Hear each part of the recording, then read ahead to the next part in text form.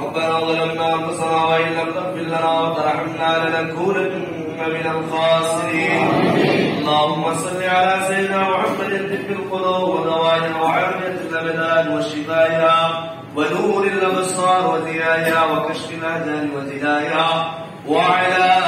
اله واصحابه وبارك وسلم مولاي كريم رب العالمين معبود পাক পরমাত্মা পবিত্র দিনে পবিত্র সময়ে দরবারে বকশিশ করো আল্লাহ